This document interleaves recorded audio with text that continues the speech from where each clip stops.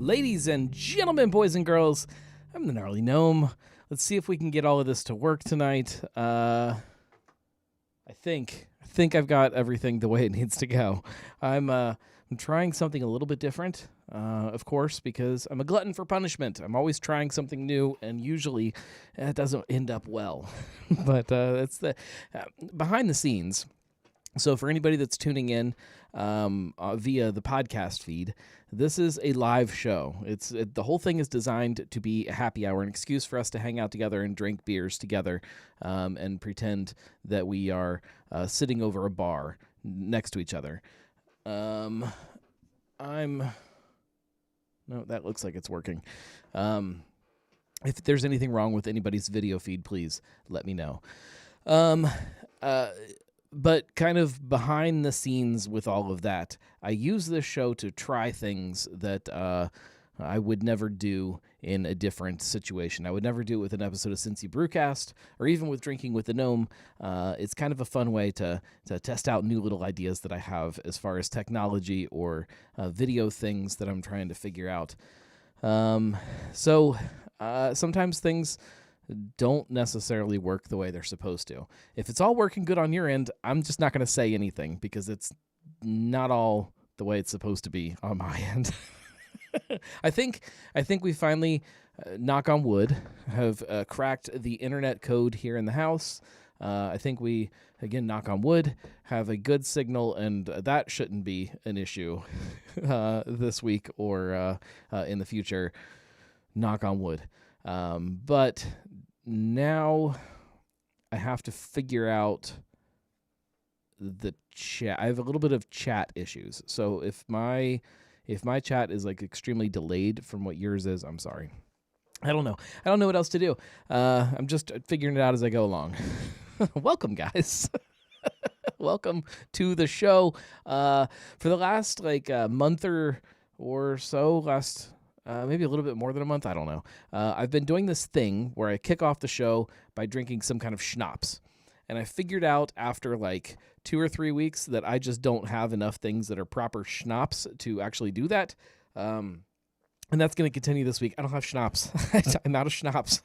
I look for schnapps, and I can't find schnapps. I am going to try to find some more this week and find some fun schnapps to try. But my schnapps selection here behind the bar is very limited now at this point after all the things that I've tried. And I don't want to just keep drinking the same thing over and over. So we won't. We're gonna drink something else that's fun though. And this jumps right into the show. Again, it's a happy hour. It's an excuse for us to all hang out together and have something to drink. So as you get on, please tell me what it is you're drinking.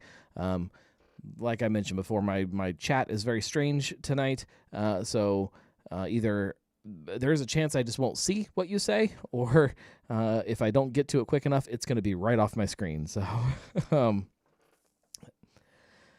Christine said, I feel like the Dosher one was pretty peak.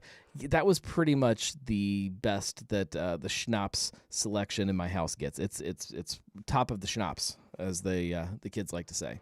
I think that's a saying. I think that's what they say. Speaking of Doshers, that's going to get into the big conversation I want to have today, or one of the conversations I want to have today. And today's not schnapps that I'm going to crack open first kicks off that conversation because I went somewhere that I have been extremely neglectful to go to, and it's kind of crazy that I've never been there and never sat down at the bar and hung out. So we're going to kick it off with that. It's behind me, and we opened it the other day, so hopefully this still tastes as good as it did because it was delicious. I hid it for my wife so that she wouldn't finish it, so that I could drink it tonight with you guys. This is a dandelion wine. I'll get it up here so you can see. Dandelion wine, and it is you can't read that from there because I still can't figure out lighting. From Woodstone Creek, which is, for anybody that is not familiar with these guys, here's the label if that helps. Nope, you really can't see that very well at all. There you go, dandelion wine.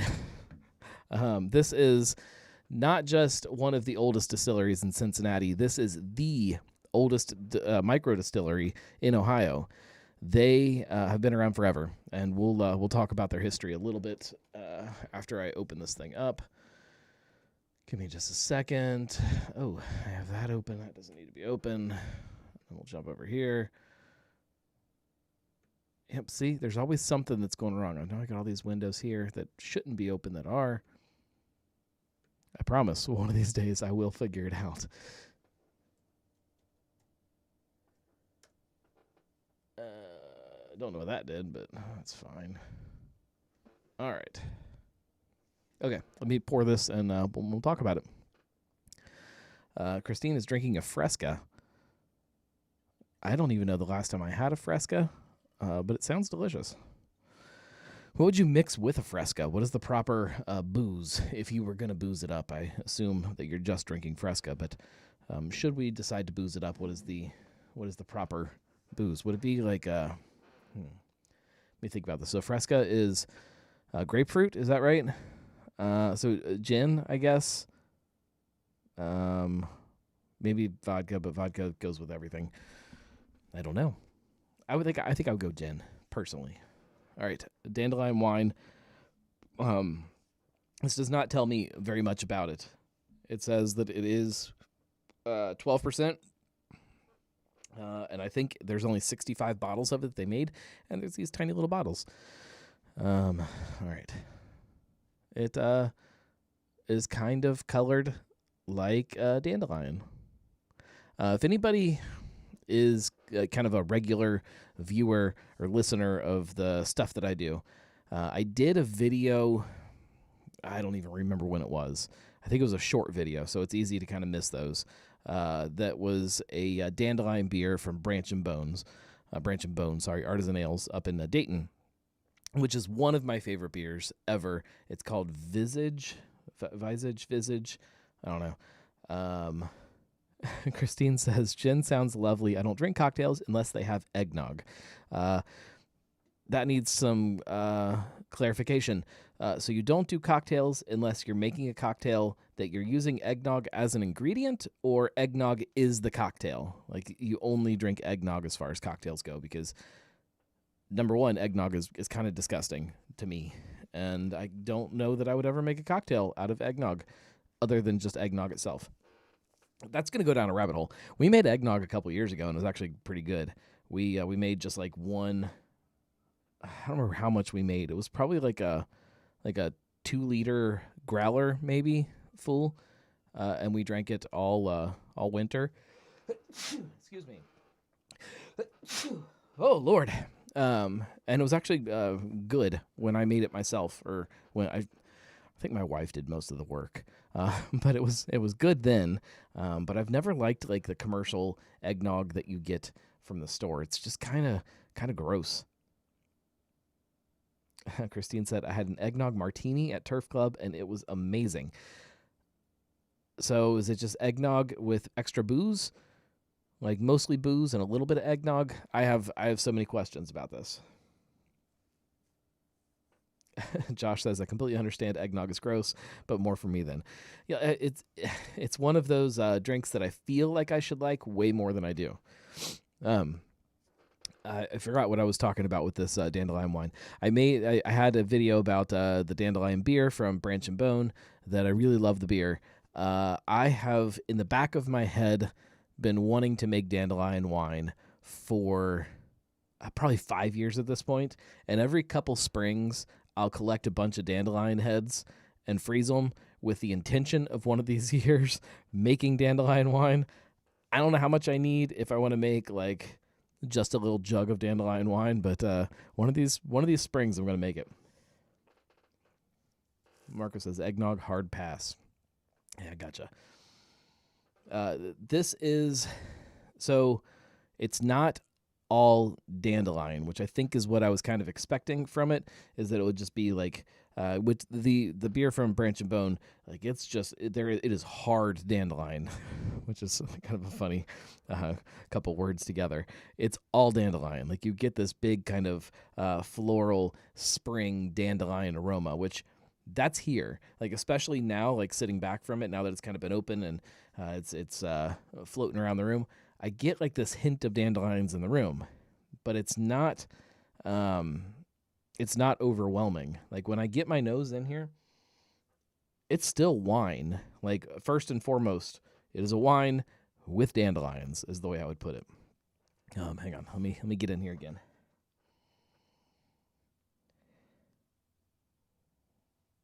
Yeah, it's definitely soft and floral though. Like there is, I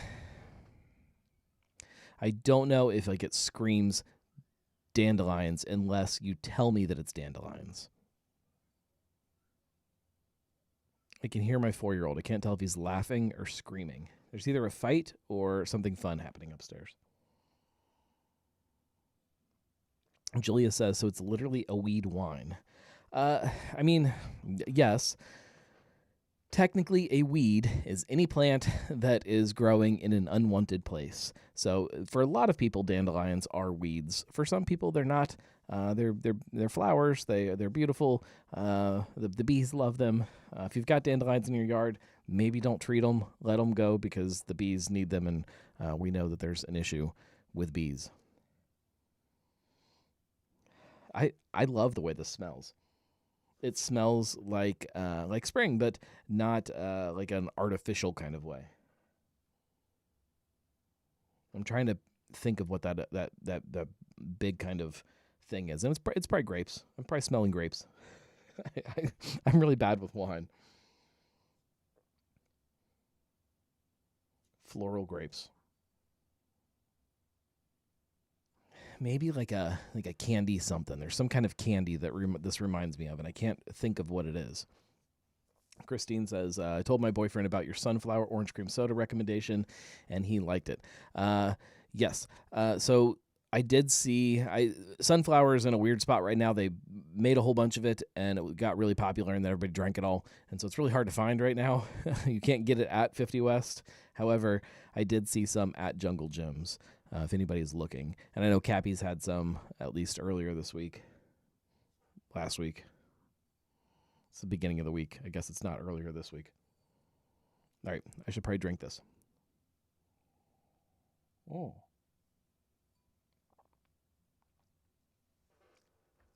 That's delicious. I love it. So wine. Let's start there.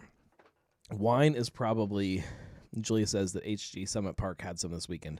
The sunflower is what we're talking about. Wine is the one drink that I probably consume least often over anything else. Well, as far as alcoholic drinks, if we want to go non-alcoholic, it's probably like energy drinks, I guess, except for coffee. I do consume a lot of coffee. But as far as alcoholic beverages, I'm going to say that wine is the least consumed out of all of them. And a lot of it just kind of confuses me is not the right word. I get a little lost in it. Like it's not that there's too much going on. I feel like I'm looking for more than is actually there with some wines. I'm just not picking out as broad of a flavor spectrum as I keep expecting there to be. And maybe that's my palate. Maybe it's I've just spent so much time training myself on like certain types of beverages that when I get to wine, it just doesn't meet that expectation that I have.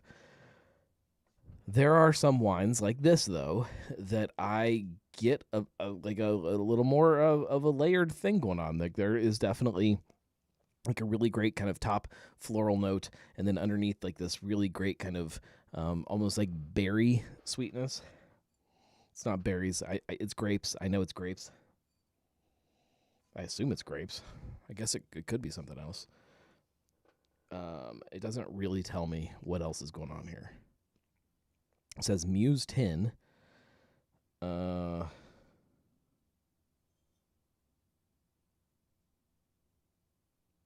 no, doesn't really tell me. So I'm assuming it's grapes.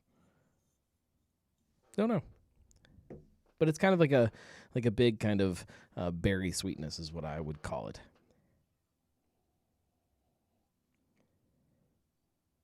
And then some kind of like a candy thing. It's good. I like it. I enjoy it. I have fun drinking it.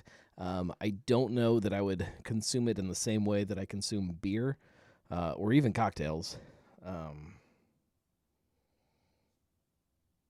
and I think, like, for me, one glass is probably all that I need. I don't want to like uh, drink it the same way. It's good though. Mm. It's actually kind of great. What I want to talk about though is Woodstone Creek, because this is a place that I have known is there, and I hope all of you guys know about it. It's located over in St. Bernard. If you're ever over at Wiedemann, it's literally right around the corner from Wiedemann. The address, it's got to be in my notes here somewhere. 4712 Vine Street in St. Bernard. It's like an old bank building, really tiny building. Right now, I think the only hours they have are like Saturday afternoons.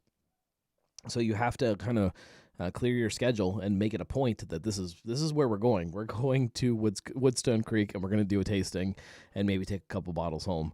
And that's it. And not that's it. You could go somewhere else before, somewhere else after this. That's not what I'm saying. But you got to make a conscious effort to go there. And that's not that it's hard for me to make a conscious effort to go somewhere, because I do that all the time. But Saturdays are like the toughest day for me to do anything. Saturdays or Sundays are just impossible in my life because family stuff. I'm pointing up there because they're being loud. Like, we've always got stuff going on the weekends. So to go like hang out at a winery for a couple hours is almost impossible for me in my life. And before you know it, now it's been God knows how many years, and it's like, man, there's this place that I really keep wanting to go to, and I just can't find the time to do it. I just happened to be out and about on Saturday, wrapping up after a client job. The Bruckman shoot, you guys know about that. I've been shooting this job with the Brewing Heritage Trail.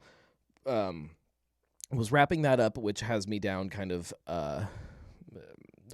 where Bruckman is. It's kind of north side-ish. So I'm there from north side to get back home. I pass St. Bernard, and I'm like, you know what? I'm going to grab some lunch, and I'm going to stop somewhere and have a drink. And I grabbed some lunch at Wiedemann and then ran over to Woodstone Creek. And I knew that they were there, but I don't think that I appreciated how freaking good this place is. They are good on a level that is like, I'm going to call it like soul warming. Like, there are some like places that open up that make good products, and like you can try one of their things. You're like, oh yeah, this is technically great, or the space is wonderful, or the food is good, or whatever it is. They're like, there's great places. This is one of those places that just has like this deeper kind of level to it that you're like, okay, like this is a place that has something special about it that you can't replicate artificially. It just exists because of who they are and how long they've been doing it and why they started doing it and why they've kept doing it over the years. It's a real kind of, for lack of a better word, craft place, and I just fell in love with it. They, to give you some history, they, I believe, were first licensed, if the notes that I'm looking at over here are right. They got their license in 1999. So they were literally the first micro distillery, helped write the legislation, from my understanding, helped write the legislation to make this license possible. And they were the first to do it in Ohio. They were definitely the first distillery in Ohio to release a bourbon. They released theirs in 2005, I think. I don't think I have that in my notes. I'm pretty sure it was 2005. Yeah, it's in an article somewhere. It's not in front of me. This is the place to give you kind of some frame of reference. So they started out in Lebanon when they first got their license. After a couple years, they moved over to Norwood. Julia says 2005 per their website. Perfect. See, I knew I was right. I didn't doubt myself at all. They a couple years after they had been in Lebanon there, they opened in Norwood, Evanston, technically. That's a whole other conversation, behind Listerman. So if you remember kind of those early days of Listerman, the back of the building, there was a winery that existed. It was Woodstone Creek. Again, weird hours. You couldn't go there the same time you were going to Listerman. It was very strange, but they operated there for a long time until kind of all of the transformation of Listerman started happening, and then they moved. They closed in 2014 and then opened in 2015, I believe. No, 2013 is when they closed. 2014, they opened their new space in St. Bernard and have been there now for 11 years, which even that, like, that math is crazy. Like, the fact that they have been there that long doing their thing is really wild to think about. They've made like the first to make all Ohio ports, all Ohio brandies, like lots of really cool spirits, lots of really cool wine, mead. They're cranking out a bunch of great mead. Going back to the earlier conversation about the schnapps, the Doshers peppermint schnapps, which everybody knows that I love. They made their own peppermint. It's not a schnapps. It is I think it's a wine. It's either a wine or a mead. I think it's a wine. That is I believe, and I could be wrong on this, but I'm pretty sure he said that he makes two different versions. He makes the red peppermint, which is for Christmas, and then he makes a blue peppermint, which is for Hanukkah. All they had on their tasting menu when I was there was the blue peppermint, which I was hesitant to try because blue peppermint wine sounds terrible to me. And when somebody else sitting at the tasting bar got some in the glass, it just looks like Listerine, and I don't really love the taste of Listerine, but that's what it looked like. But the guy that ordered it said it was great, and peer pressure always works wonders on me. So I got some, and it was freaking delicious. It was so good. It was so different than the peppermint schnapps that it just, like, it's that kind of stuff that just gets me excited. Somebody making a product that isn't normal, isn't something that you just see everybody else doing at every other distillery, every other winery. It's something that is unique. It speaks something to either the place or the person making it or an idea, and something that's special. And it was special. It when you smell it, it was all peppermint, and then when you drink it, you get this big sweetness from the wine that finishes with like this peppermint kind of behind everything. It wasn't overwhelming. It was great. Really, really cool product.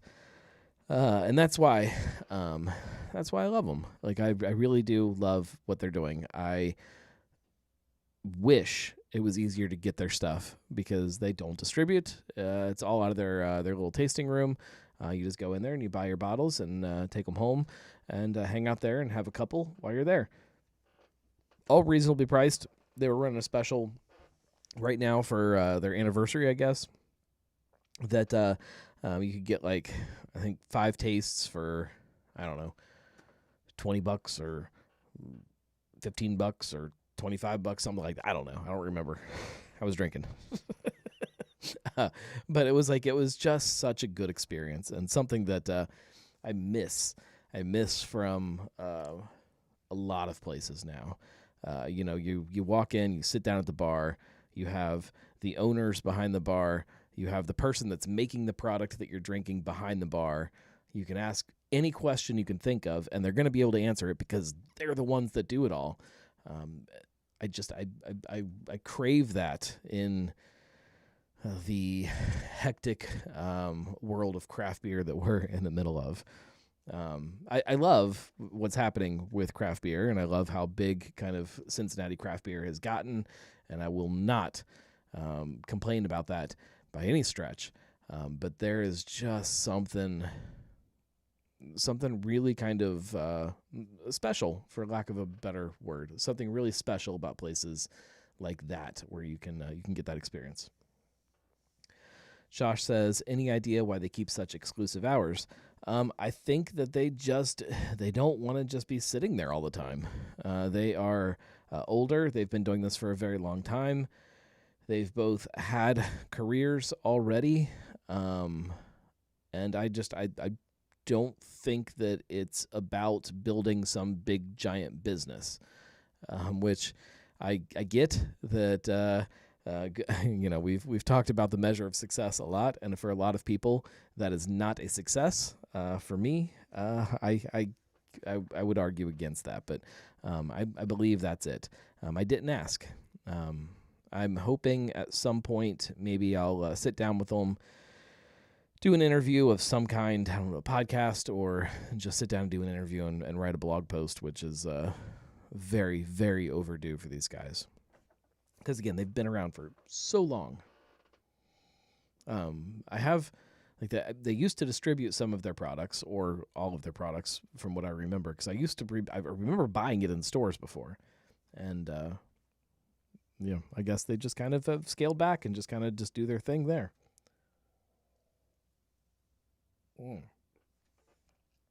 That's good, especially for a wine. We need to drink something else, though. Let me figure out where I can put all of these things. It's always funny when I come down the morning after the weekly pint, when I come down Tuesday mornings and kind of get my day rolling, trying to find where I stuck all the bottles and glasses, like all around here. They're like tucked in little rafters and stuff, and I have to pull them out and take them out to the bar because I never do it after the show. We need to drink a beer, though. And this, I'm gonna be a little negative about something. Not the beer. Although I haven't tried the beer, maybe it sucks. I have tried the beer. I've not tried this specific packaging of the beer, but I've had this beer. This is from our friends over at Northern Row. Turn on the beer cam, because if you're going to set up a beer cam, you better use it. I came up with this really fun idea today.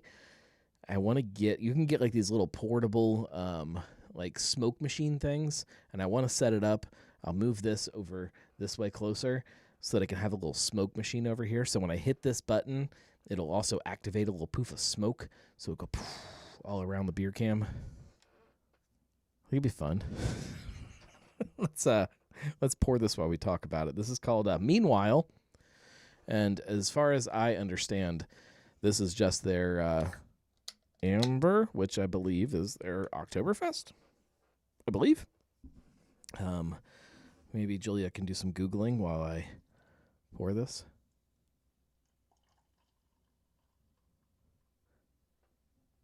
Yeah, it looks Oktoberfesty.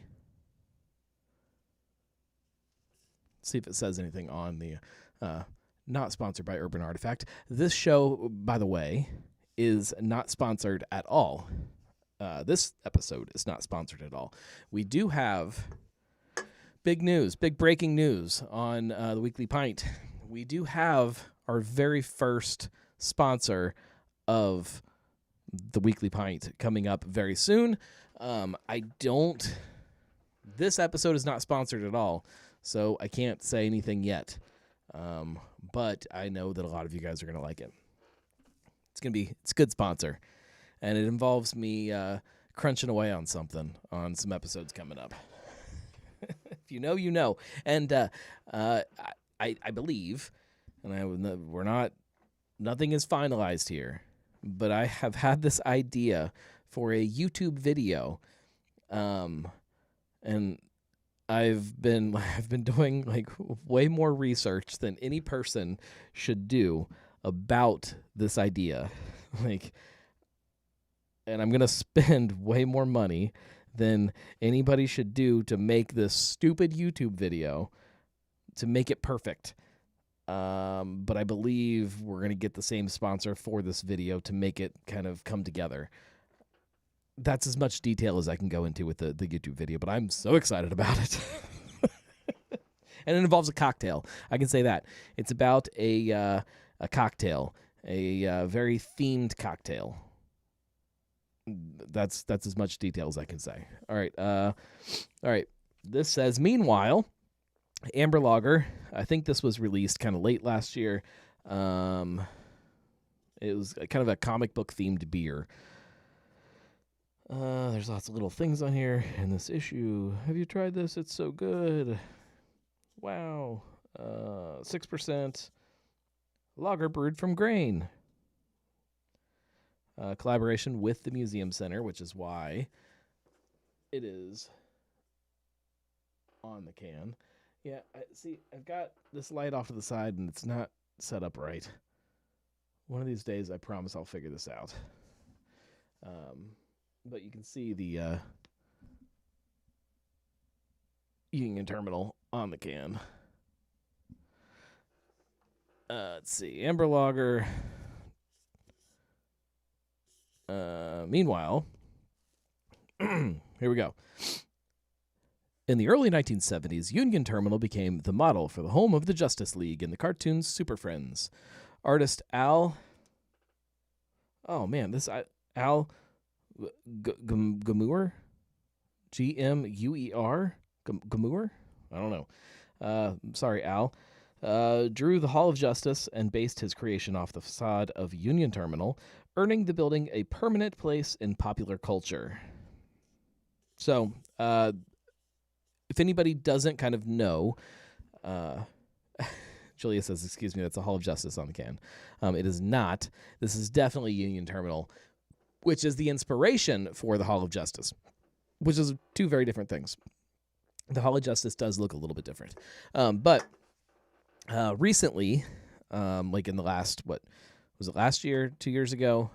Time doesn't even make sense anymore. It feels like it was just last year, but the movie's coming out this summer, so that seems quick. But Superman was filming here in Cincinnati, and one of the locations that they were filming at was Union Terminal. So the rumor and the theory, which we have not seen any evidence of yet, is that Union Terminal is going to be in the movie, and it's going to be the Hall of Justice.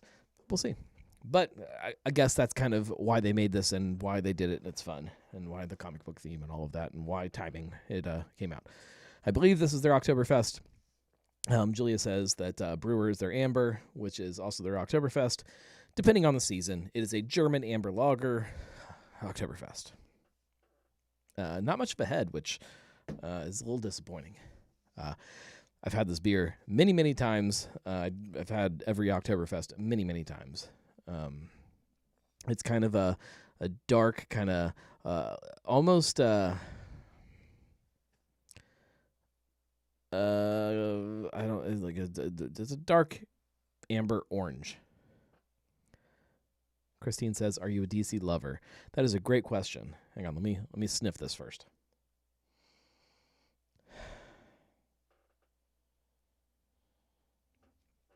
A little fruity, a little floral. It's an Oktoberfest. I'm a DC lover. Yes and no. I enjoy DC comics, and as a kid, the comics that I did read, the only comics, and I was not like a comic book kid. I did read a little bit of Superman, and I also read a little bit of Spider-Man, and that was about it. So I was like split 50-50 between Marvel and DC. As an adult, I think just because of the movies and because of what the MCU has done for comic book movies, I have to go Marvel. But as far as characters go, I think I think between Batman and Superman, I think I lean DC. I think Marvel has a deeper breadth of superheroes that I enjoy, but the ones that I do with DC are so strong. I think that's a tough question. I don't know, man. Iron Man and Spider-Man, they're pretty good. I did watch The Flash when I was a kid. I remember that show being on. I watched that a lot. I liked that. Not a huge fan of what was on like Star 64 or whatever. All of those DC series. It's not Star 64, right? What is it called now? What is it called? What is Star 64 now?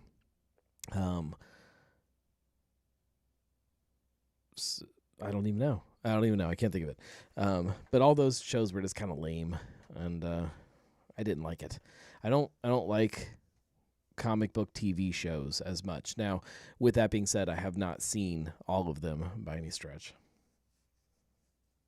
Batman and Iron Man, yeah. I saw there was like some kind of meme on Instagram or Facebook or something, and it was like a grid of like 9 different superheroes, and the caption was like, you can pick 3 of these guys to protect you, and the other 6 are going to be hunting you down to try to kill you.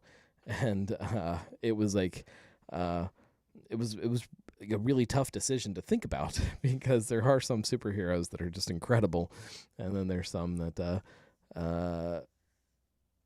aren't. Julia says, I thought it was still SAR 64. No, I think that's like the local name for it. There's like a bigger kind of name for the network, and I can't think of what it is. All right, I haven't sipped this yet, and I need to. All right. Christine says, yeah, it's terrifying. I was thinking about it because, like, I still don't drink. Like, you've got, like, some people like the Hulk and, like, Thor that, like, if they're, like, on your side, it feels pretty good.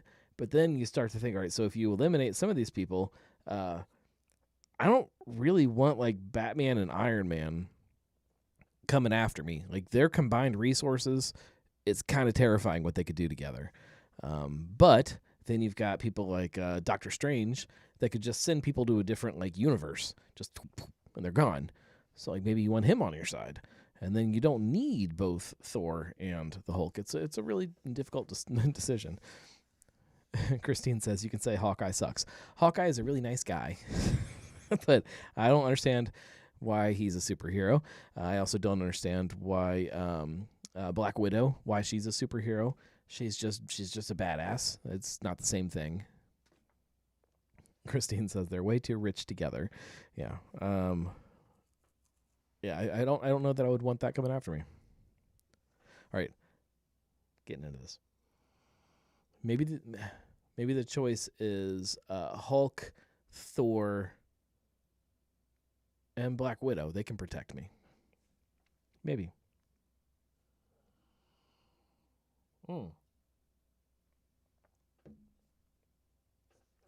Yeah, it's a good beer. I haven't had an Oktoberfest for at least, I don't know, 3 months or so.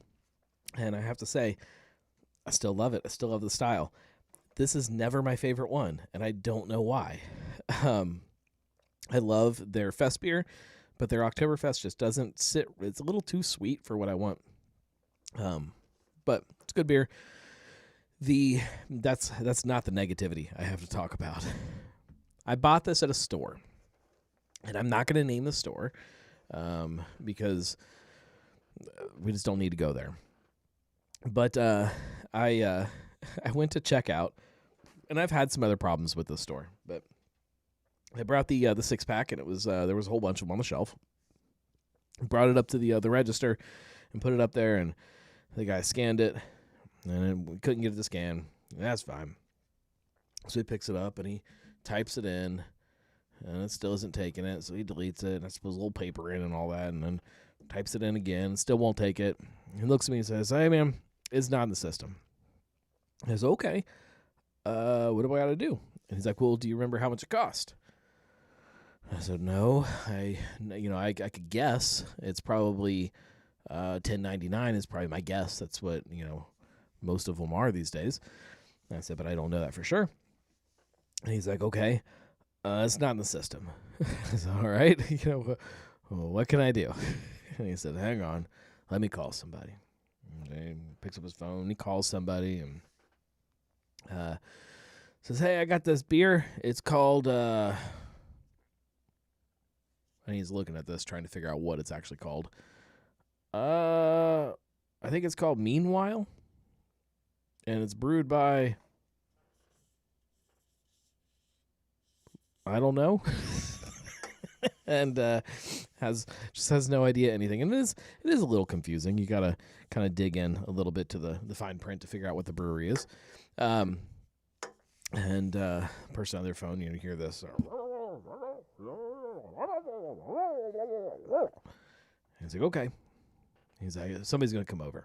I said, all right, that's fine. Meanwhile, there's this whole line, now gathering, waiting to check out. And finally, I guess the manager or whoever it is comes over, and she comes over, and she's like, "What's the beer?" And he hands it to her, and she looks at it, and she's like, "Okay. Do you know how much it was?" I said, "I really don't know how much it was. I could guess, but I don't know for sure." Okay. I guess I'll have to go look. I said, "Okay." And she kind of walks off. And meanwhile, he scans the rest of my items, and a couple minutes later, she finally comes back, and she's like, "Yeah, none of them have price tags. They're not in our system." And I said, "Okay." She's like, "Most of the other beers that are near it, though, they're all $10.99, so I assume it's $10.99." And I said, that's what I was kind of guessing. She's like, but I can't promise that the next time you come in, it's going to cost $10.99 because it's not in our system. I said, okay, that's fine. And, they punched in $10.99 and I went on my way, which I assume is what it costs. It's not about that. I don't care. But man, I remember when there used to be beer stores, and I know that this is the place that I'm talking about. I know. You don't know because I'm not saying who it is. But I remember you could go there, and it although it wasn't a beer store, there was a beer department. And the people in the beer department, which were right next to the registers that I always check out at, or not always, usually check out at when I'm buying beer, were right there. You could get help about beer. People knew about beer. They knew what was going on. And if you didn't know what this was, you didn't even have to pick up the phone. You could just kind of lean and go, hey, beer person. And they were right there. How much is this? And they knew. And usually the people at the registers even knew. They knew the beer. They knew what they were doing. Nobody cares about the beer anymore. And I get that that's a bigger problem than just one store. I know it's not them, it's everybody, but I just can't handle it. I can't get it, and I into my head that that's the world we live in. I can't accept it. I don't want to accept it. I don't feel like I have to accept it. I feel like I need to start. I've been preaching kind of a lot over the last, we'll say, 6 months about, anytime you're spending your money, make sure you're spending it at a place that you feel good about spending it. And I'm not going to say that I'm going to quit spending money at this store, because I'm not. It is like one of my favorite stores in the world. But I don't know if I'm going to buy beer there. I think I might be done because they don't care. And if they don't care, I don't care. I would much rather buy my beer at a store that has people that care about what they're putting on their shelves and that care that I'm spending that $10.99, which is not a lot of money, but it adds up, that care that I'm spending $10.99 on that beer And if I have a question about it, they'll answer it. Or if they can't answer it, they will find out as quickly as they can. And if they don't know how much the beer is, they will tell me. They'll figure it out pretty quick. I just can't handle it. And I refuse to accept the fact that that's just the way it is, because it's not the way it is for everybody, and it's not the way it is for me.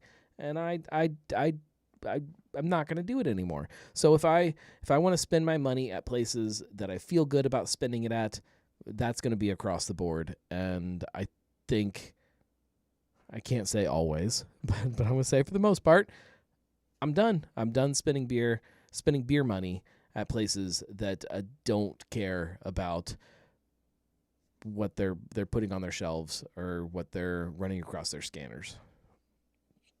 It's not worth it to me. And this was the beer that broke the camel's back. Not anything to do with the brewery or the beer. We love Northern Row. What is this? They're open on Mondays and selling conies. What is going on with them? Does anybody know I didn't actually look at I just saw some kind of Instagram post or something and didn't actually pull it up on Facebook. What's going on? Did anybody go? Are you coneying at Northern Row? Are they open every day now? Are they always open on Mondays? I don't know. Christine says it's hard to get retailers to care. It involves money for education from distributors. No, it doesn't. It involves passion from people that are working there. It has, if you get the right people into a retailer, you don't need squat from anybody. And that goes across the board for any kind of industry. You don't need the support of anybody else to put out a good product. All you need is the passion from yourself and from the people around you in your little bubble to make it happen. And once that passion is there, you can't stop somebody from doing it the right way.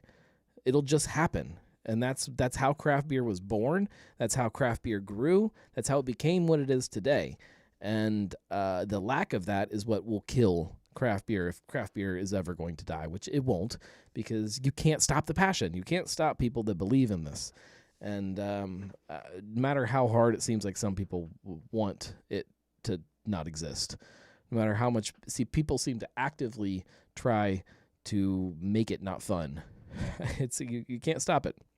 And I believe that from the very core of who I am, that you can't stop somebody if they believe in something strong enough. Whew. Oh, sorry. Soapbox sometimes, but it is something I feel very, very strongly about. I've talked about it a little bit kind of in the past, and I will probably talk about it plenty of times in the future. But there's been a lot of. Let me put it in this kind of frame of reference. There's been a lot of people that come to me and they ask about starting a blog or a podcast or a YouTube channel or whatever it is. And don't get me wrong, none of those things that I do are successful. None of them are a success at all. They are all lost leaders. They are all things that I do just because I love doing them. That's the secret to all of it.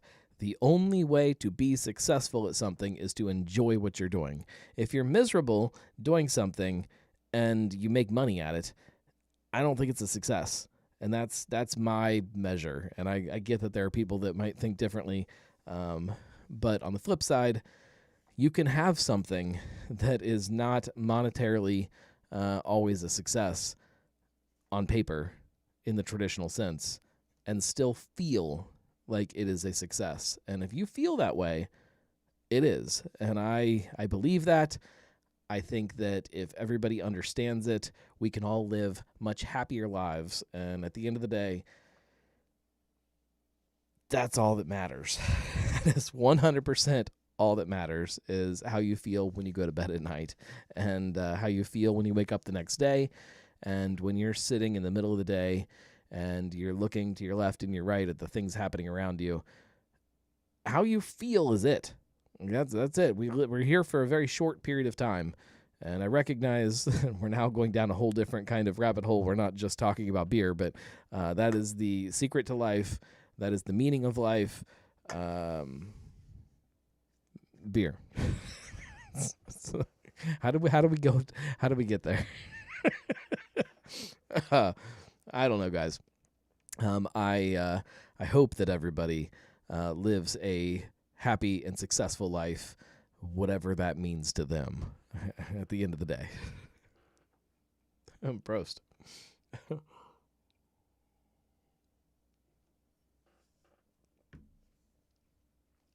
With that, we'll wrap it up.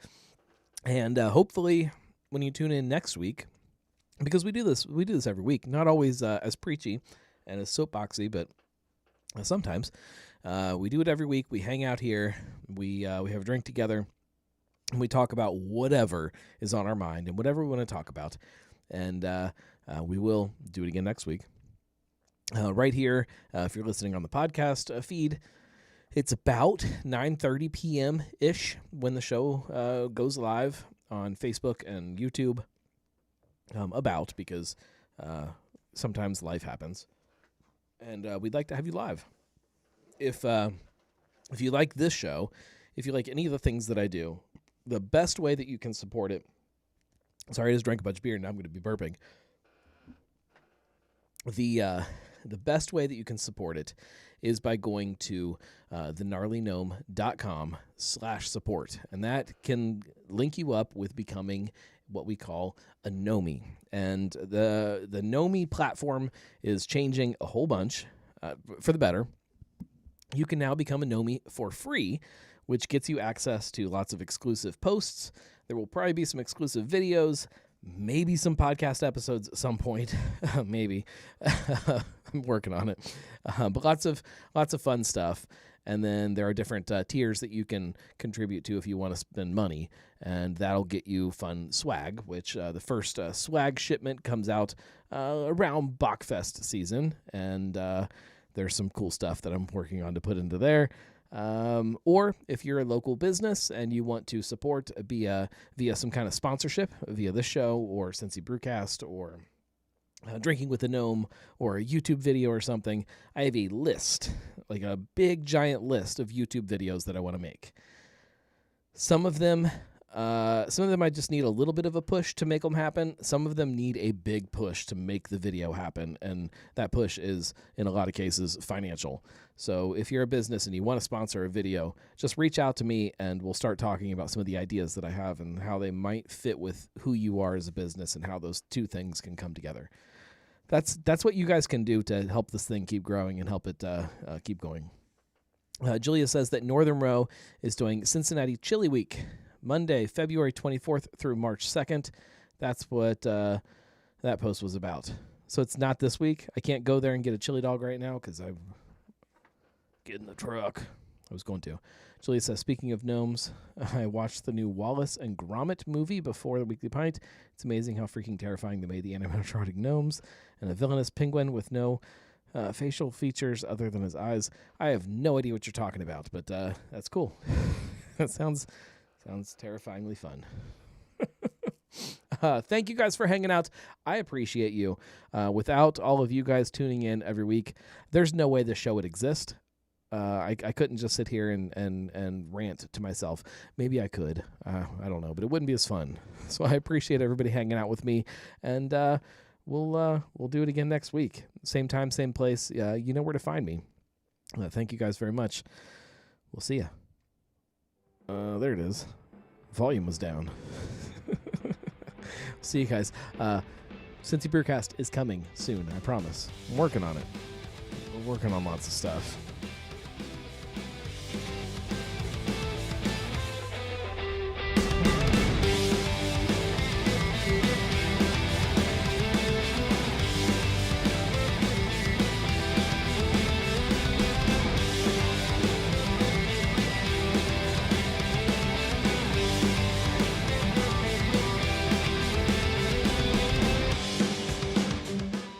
For a little bit of a sneak hint at this YouTube video that I've been talking about, if you could flavor a martini with any kind of snack in the world, what would that flavor be? Just think about that, and then imagine it like 10 times what you think it is. It's going to be awesome.